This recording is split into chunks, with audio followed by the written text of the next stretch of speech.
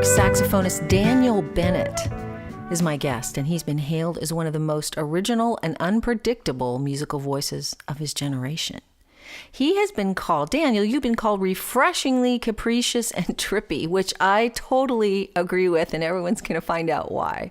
Welcome to the show. Thank you. It's good to be back, Julia. I think this is our second or third time being on the show, so it's good to be here. It's third, and I kind of thought, man, it's time to catch up with Daniel and find out what you've been doing. And sure enough, you're sort of reinventing the, what do they say about you? Your area approach, your saxophonist, Daniel Bennett's area approach that's buoyant enough to conjure notions of East African guitar riffs and Steve Reich's pastoral repetition. It's so true. All squeezed into one guy who plays, let's see, how many instruments do you play?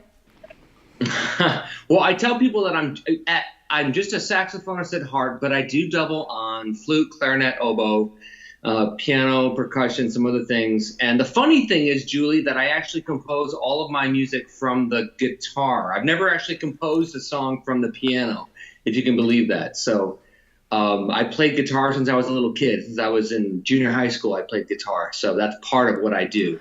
Well, that makes total sense, because when I listen to the changes in your music, they really are guitaristic. I'm not listening to a ton of heavy changes and chord substitutions in what you play.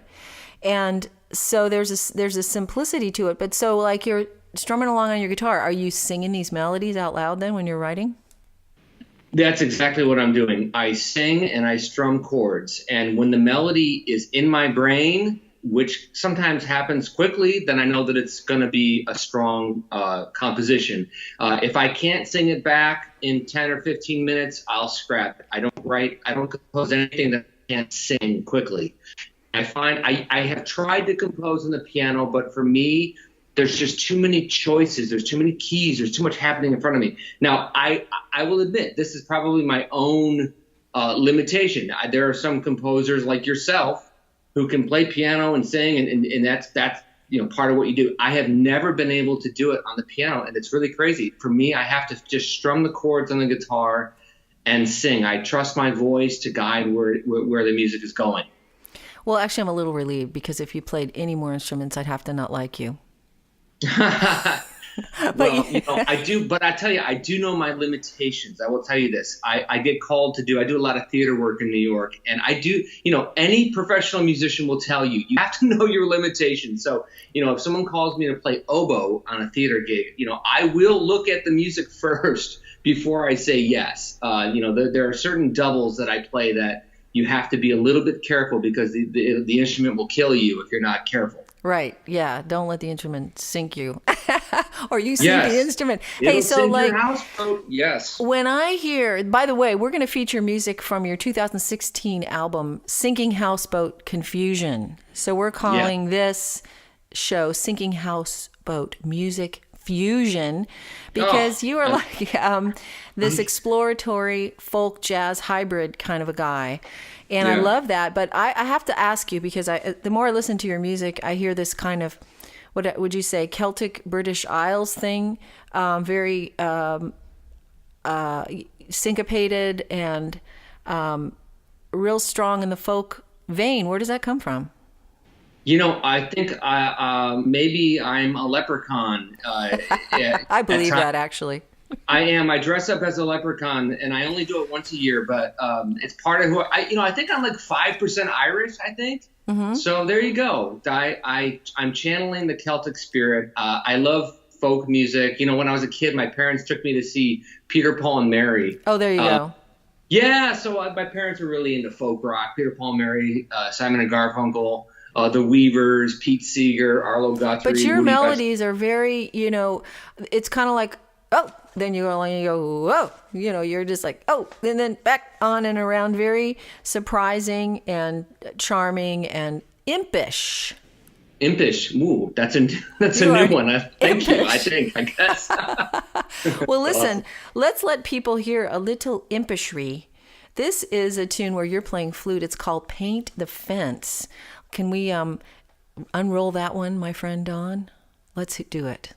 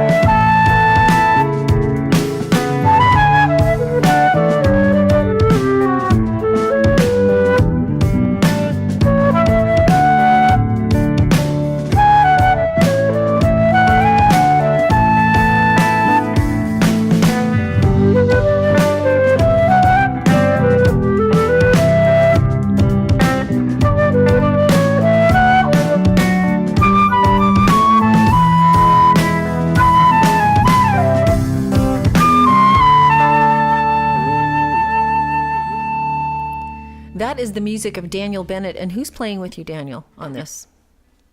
Nat Janoff is playing electric guitar, Eddie Kamovich on bass, and Matthew Fike is on drums. Nice. Well, see, in that one, I still am retaining this really interesting hybrid of jazz ideas with the folk, with the leprechaun slightly imposed. Yeah, it's the impish thing that you were talking about. I see you in a field of clover when I hear that tune. Frankly, I totally. Of course. Do. Well, you know, like I said, we're all a little bit Irish, and I do love the sound of the very open Celtic sound. I should mention, my mom calls me every year on St. Paddy's Day and plays the Irish Rovers. The Orange and the Green is the song, and she plays it for me over the phone. My parents still live in Rochester, New York, so they call me every year and they play me the Irish Rovers. So I do have I'm constantly hearing these melodies, so I can't get it out of my head, Julie. Well, it makes sense to me because the more I listen to your work, the more I go, well, there he's back in the Isles again, you know, and clean up on British Isles. No, sorry. Anyways, yeah, right. So, but then on this album, you really are kind of taking us in some interesting places, like Hello, Bobby Brick. I don't know why you called it Bobby Brick, because you're like practically playing Sephardic licks there on the soprano sax, right? It's kind of a very Hebraic feel. Yeah, and the funny thing, you know, so the name Bobby Brick is completely made up, and it's of course it is. All your names are like that. I know there's no deep meaning behind this, but I took great amusement listening to you and Don earlier, queuing up some of the songs for the show, and hearing you say Bobby Brick. It's just funny. Bobby Brick Sent Me is the name of the song.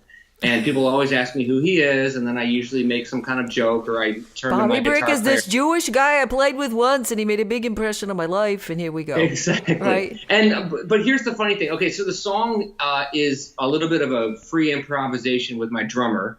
I used some repeated ideas. In earlier records, I was very, very obsessed with minimalism, lots of repetition. Not so much with this album, Sinking Houseboat Confusion, but this particular song I did try to spontaneously repeat some ideas and some themes, and let it go where it goes. All right, well, let's hear what happened to the old Bobby Brick. All right, let's play it.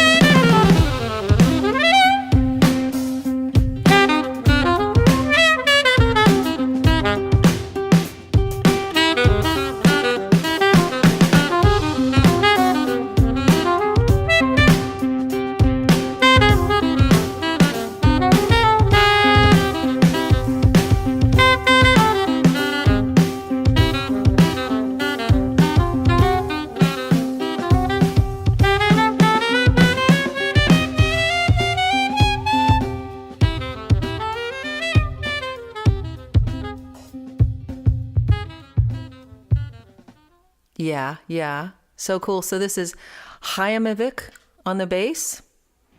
Or this was with your drum? Kamovich. Come on. I know it's Hayamovic. I am literate in the subculture. Tell me. So, but who else was on this team? It was your drummer that you did all the improv with, right?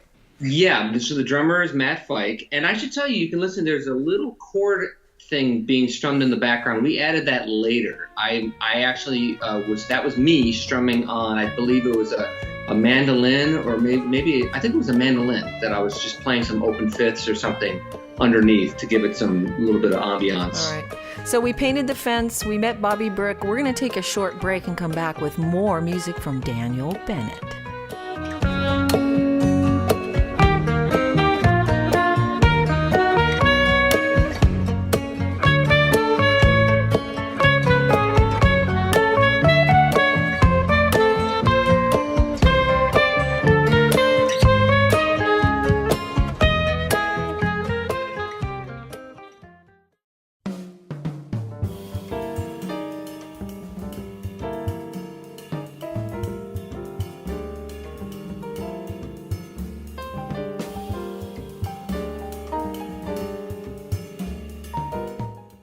Hi, this is Julie, and I love to help people overcome fear. That's what DreamFarm is all about. And I'm releasing a breakthrough adventure book for kids 10 through 14. Mrs. Amazing and the Seed takes kids on a fantastical romp through mystical realms that will entertain, enlighten, and empower them to face darkness and fear with irrepressible hope.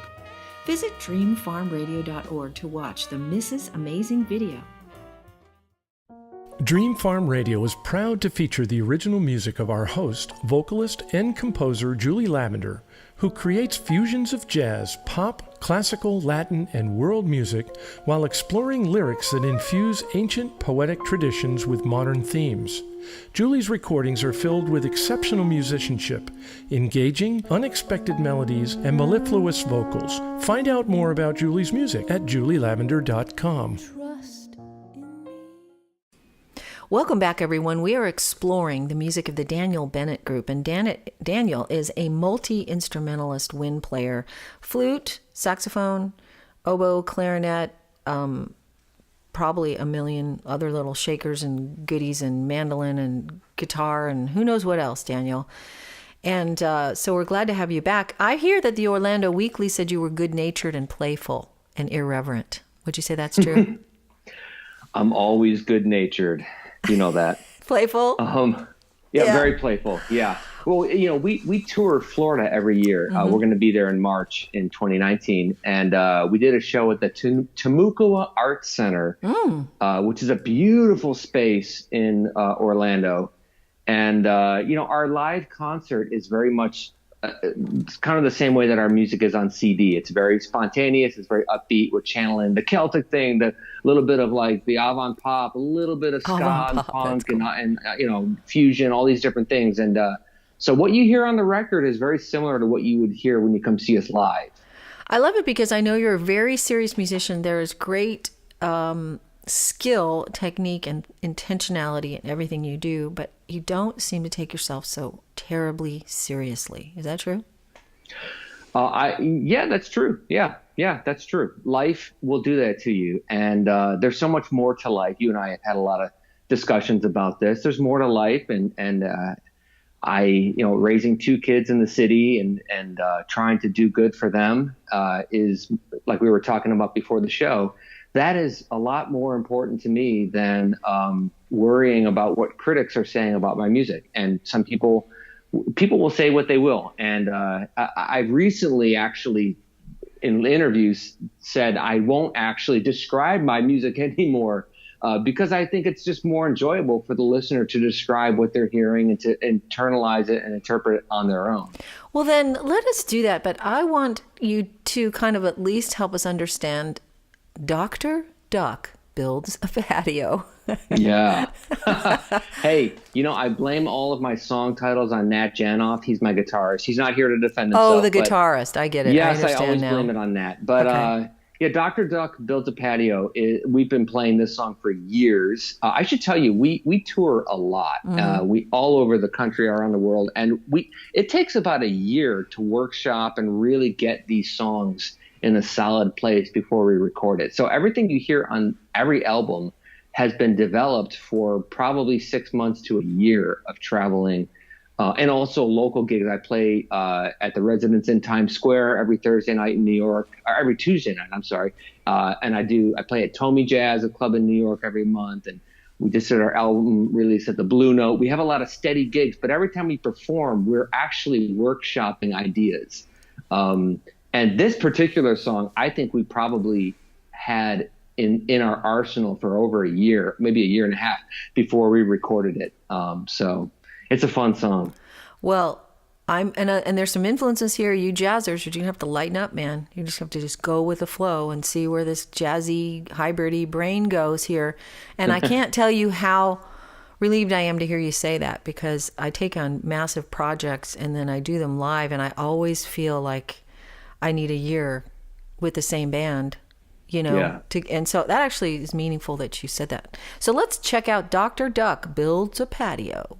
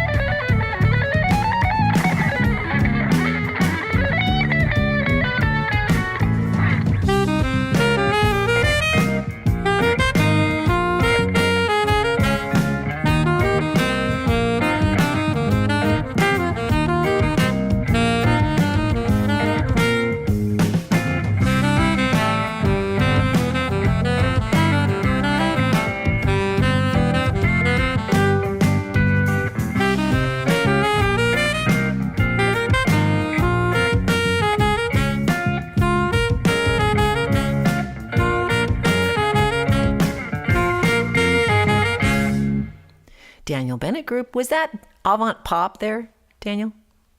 That's as close to avant pop as it could be, probably. I don't, to me, I don't know. Like I said in the earlier segment, it's funny. I don't describe our music. So if you think it's avant pop, Julie, then it is. I think it's synergy jazzistic. I like avant that. Pop. Impish. Impishly so. Yes. And speaking of, I love this one, Little Disappointments of Modern Life, because I love the improv you do at the top, and my saxophone jazz-oriented friends, I think, are going to enjoy this openness and the surprise of the poetry reading that shows up on your album here. Who wrote the poem? Who wrote the prose there? That's Michelle Herman, and she's an incredible poet who I met at the Hudson Guild Theater. I arrange and music direct a lot of shows at the Hudson Guild in New York. Mm-hmm. And she's an actress. She's a poet. She's incredible. And she's been on a lot of our live concerts. And I finally said, look, come into the studio and just record a poem, and I'll play saxophone with you. So we did. It's fun. When I first heard it, I thought, oh, this is heavy. I'm getting heaviness. And then I started to lighten up and going, oh my gosh, I think she's taking us on a little bit of a whimsical thing. And then I got to the end and I was like, smiling. My tongue was in my cheek. Yeah. Listening. Yeah, it's funny. And we've done work with other poets in the past. We did an album called Clockhead Goes to Camp, and we had a lot of poetry on there. My buddy Remus did a lot of spoken word stuff on there, and it's always lighthearted. I don't know. It's life is already crazy enough to put a lot I know. So I think I want to people. play this one for our audience, and I just want to warn you, keep that, that upbeat kind of, hey, surprise me thing here as we listen to Little Disappointments of Modern Life featuring Daniel Bennett on the soprano, correct? Am I correct that you're playing soprano? Alto sax. Alto saxophone. All right, cool. Yep. And poetess, who is she? Poetess, Michelle Herman. Cool. All right, well, let's hear it.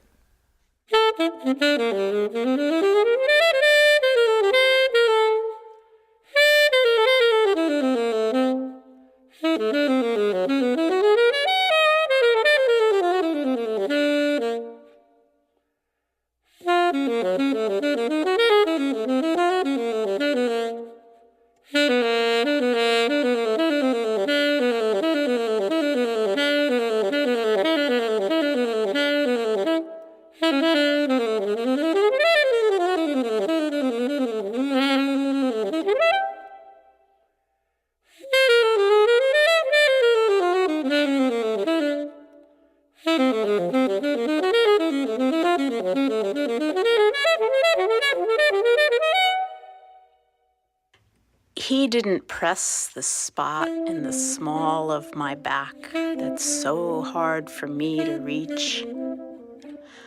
He didn't press me for the gossip I was dying to share. He didn't offer me fresh pressed shirts that smelled of toast or bubbling cider, Baldwin tart. He didn't press a pair of Hamiltons into my fist or fan my brow with pressed palm leaves. He didn't pound me on the back with a good job, good job. He didn't impress me with a pound cake made from scratch and a pound of Robusta to wash it down. Nor did he come to my door with a pit mix pup he fell in love with at the pound. He didn't pound pods from Persia into spices to mellow the stew, or pound nuggets of gold into leaf to adorn my crown. He didn't pound the Baldwin's keys to make me brand new jazz. He didn't open his palm to reveal the golden key to the city or my heart. Not even brass blanks from the key machine at the hardware store. No. Though I waited, hopeful, yearning, in the order in which I was to be received, what he said was this: please press the pound key.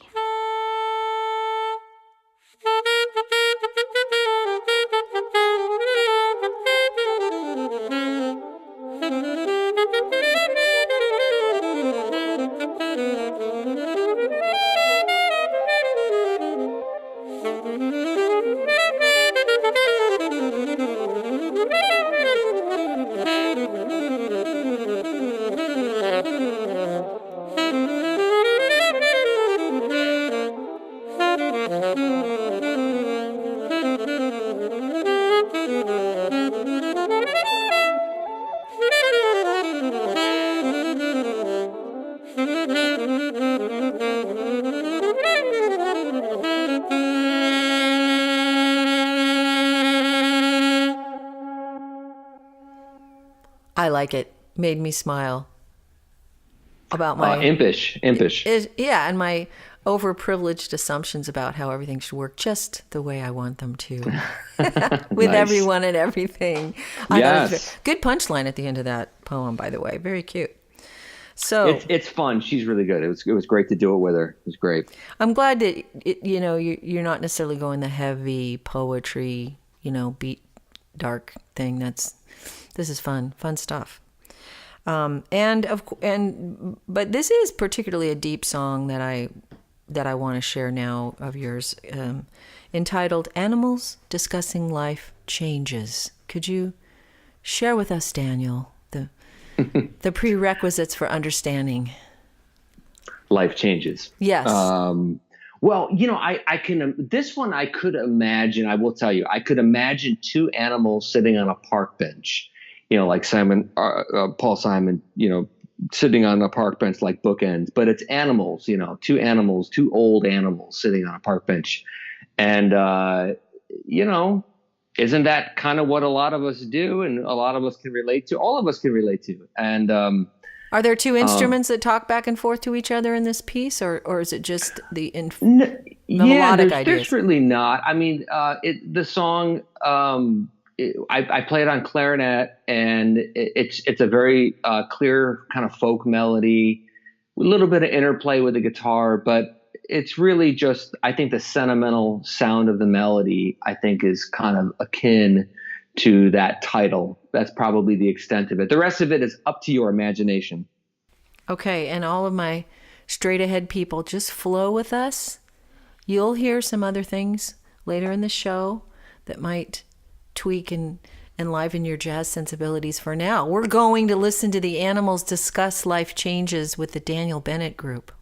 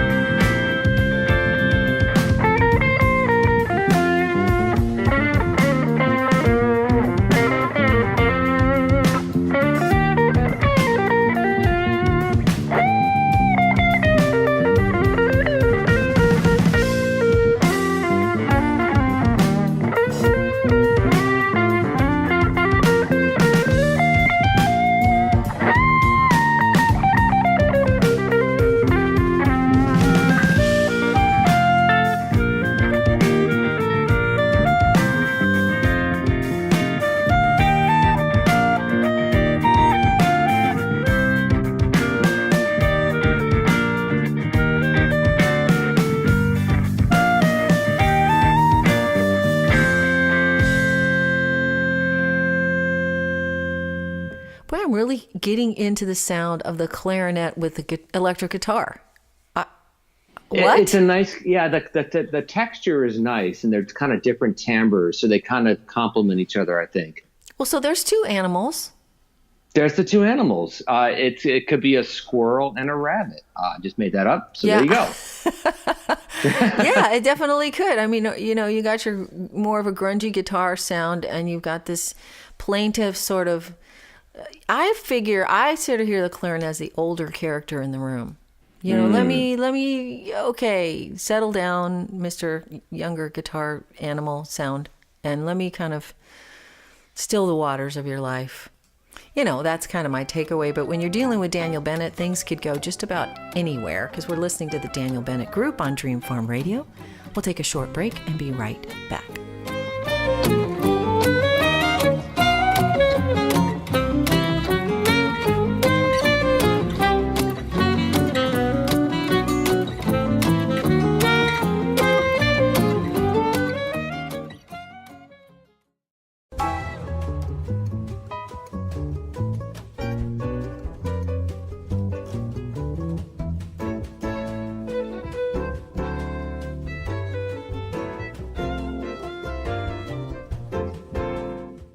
Hi, this is Julie, and I love to help people overcome fear. That's what DreamFarm is all about. And I'm releasing a breakthrough adventure book for kids 10 through 14. Mrs. Amazing and the Seed takes kids on a fantastical romp through mystical realms that will entertain, enlighten, and empower them to face darkness and fear with irrepressible hope. Visit dreamfarmradio.org to watch the Mrs. Amazing video. Here is what music professionals and critics are saying about our latest DreamFarm CD project, Rising. Julie has knocked this project into the next dimension. It's a rare contemporary work where musicality and spirituality meet effortlessly and unpretentiously. Julie Lavender's Rising project is full of exquisite songwriting and lush jazz-inflected chamber music, a scintillating blend, never predictable. Visit julielavender.com to find out more. Welcome back to Dream Farm Radio. Skyping with me from New York City, Daniel Bennett Group leader, Daniel Bennett, who plays all of these wind instruments and writes this quirky, quizzical music that mixes some jazzy elements with a lot of folk and sort of avant pop. Oh my gosh. And what else? Animals, titles that take you into crazy places, right, Daniel? I hope so. That's the goal. The music can go in a million directions. It's spontaneous. It changes quickly.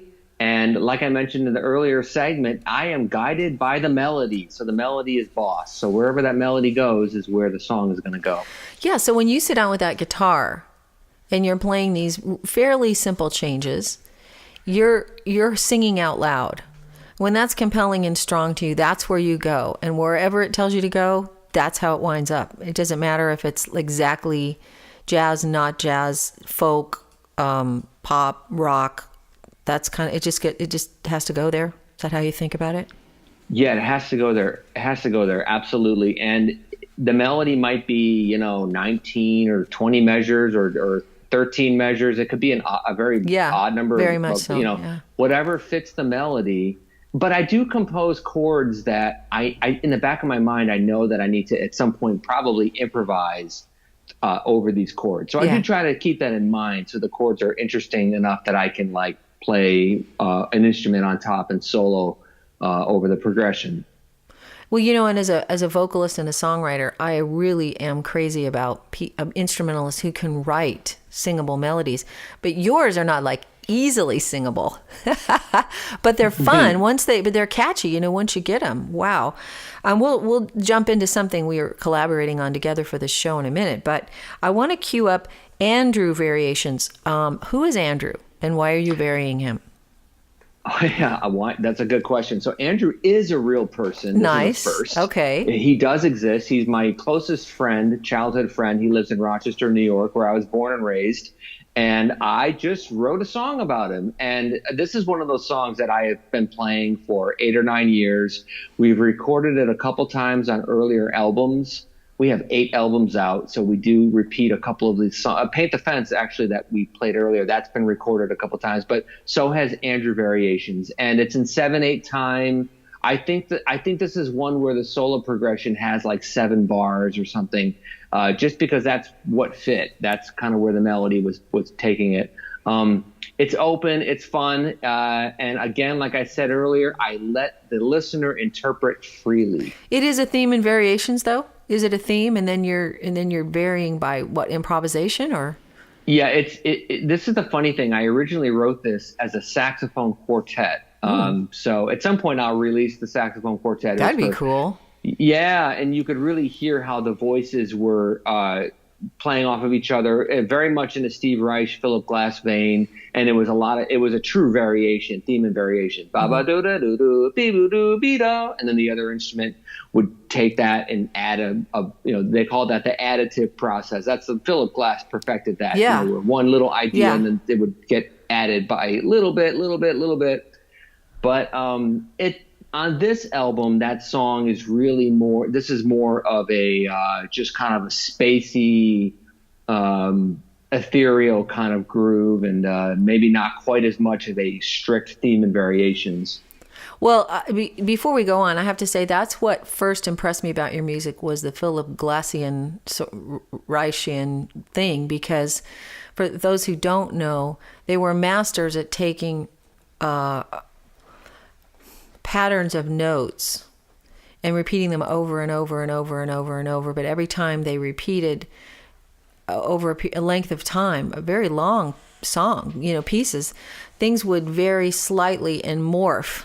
And then it would morph and morph and morph, almost like glass blowing maybe, or kneading bread or moving something. It was very tactile to me, very spatial, where you're literally shifting space, sound, and patterns as space, so that over the time it weaves and weaves and weaves and weaves. And it's really, it's like the music continually transcends itself. So your music was like that, with these repeating patterns that you just da da da da da da na na na na na na na na na na na na na na, over and over and over with musicians that were just having a ball, weaving and changing slightly just enough to move it into a new place, And so I love when I continue to hear a little bit about that. And I'm only saying that because people might want to explore what you've done earlier. What's the best album you think represents that Reichian side of you? I would say The Legend of Bear Thompson, or we did an album called Peace and Stability Among Bears. Cool. Both of those records, we did 3 albums centered around bears.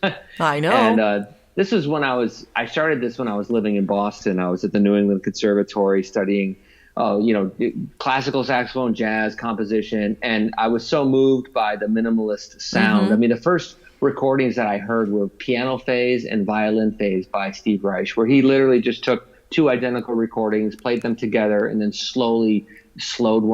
gradually slowed one of the recordings down, and then it got out of sync, just like you were explaining, and it creates this kind of hypnotic effect. And the listener, every listener hears it differently, because it's just changed. It's so gradual that it tricks your ear.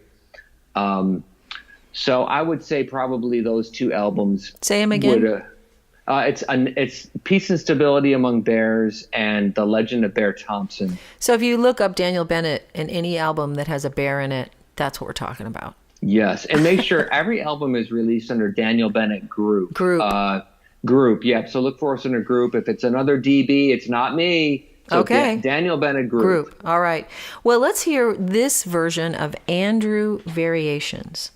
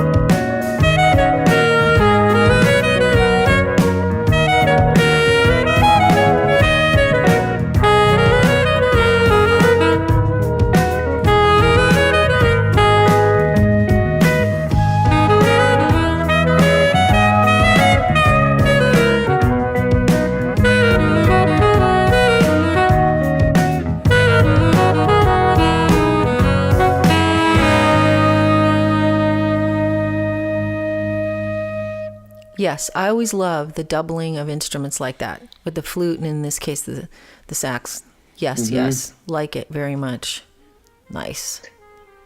Yeah, it's fun to my producer MP Kuo. She's produced the last 3 albums, and she's very picky about the timbre of the instruments, and she often will have me add more instruments on top of the melody to create all the sound. I love it. Yeah, it just like adding layer and color on a canvas. Definitely, yeah. Sweet. Well, you know, on DreamFarm Radio, I always manage to insinuate my way into other people's work. Yes. That's what makes this show so great. or I take the hook and I drag them into mine, one way or another. But it kind of makes for an interesting exploration each time. And so for this show, I think we both kind of came to the easy agreement that I could maybe add some vocals on one of your tunes. And so you allowed me to choose, and I was drawn to the title track of your album, Sinking Houseboat Confusion. And there's a nice little theme that is I'm sure you wrote it singing, but it is hard to sing, Daniel, and it's in a weird range, like really high or really low. But actually, it worked out because your song here, "Sinking Houseboat Confusion," I was thinking, okay, well, writing lyrics for that. Okay, I got to get into his head. Okay, we got a strong title, "Sinking Houseboat Confusion." Well, you know what? When somebody does something like that, I always want to honor the title they've given something and work with that rather than just kind of blow that up and go a different direction. But here's the deal.